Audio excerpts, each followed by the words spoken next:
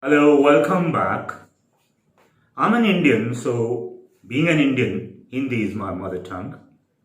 Whenever I have to think about anything, obviously I'm supposed to think in Hindi. Similarly, if anybody belongs to Gujarat or the native language is Gujarati, is having a tendency of thinking in Gujarati. If anybody is from Punjab and the mother tongue is Punjabi, would obviously think in Punjabi. Or if anybody is from France and French is the native language, would like to think in French. So, this is lesson 8, English grammar A to Z, and in this, I'm going to tell you about the basic structure of English language. Because I'm going to start with the tenses from this video onwards.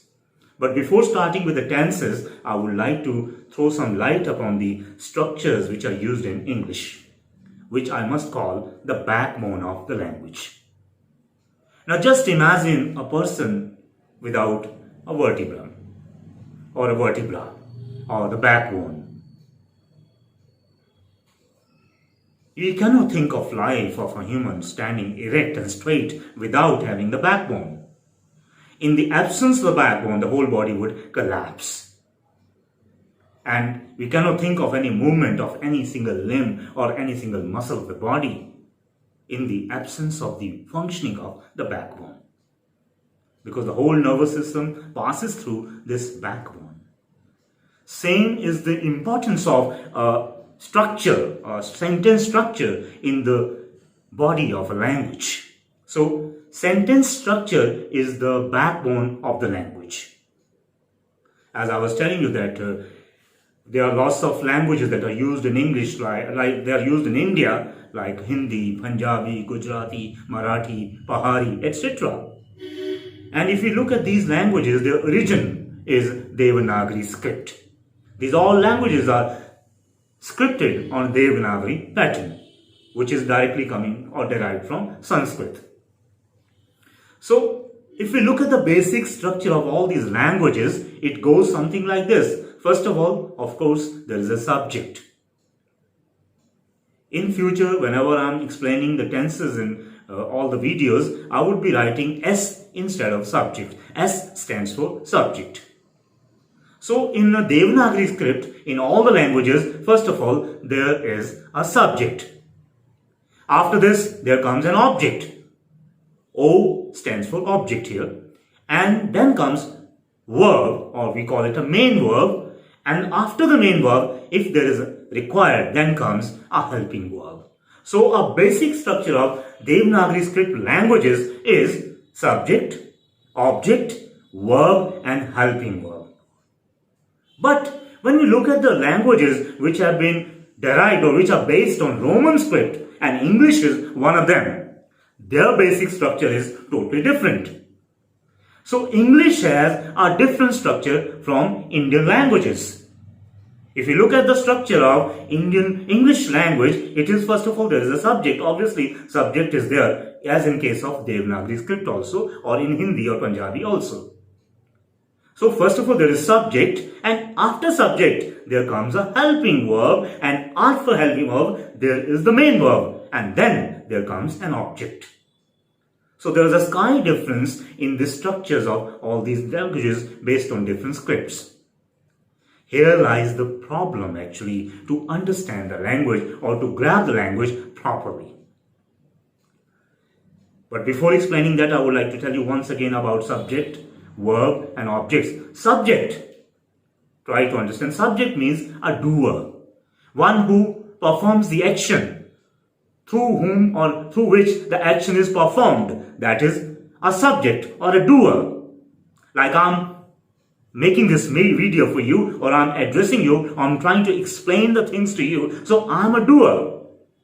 Then whatever I'm doing, whatever the subject does, that is an action. So verb is a word that denotes time and action. Means any word which is denoting time, of course not in time, but the action associated with that time.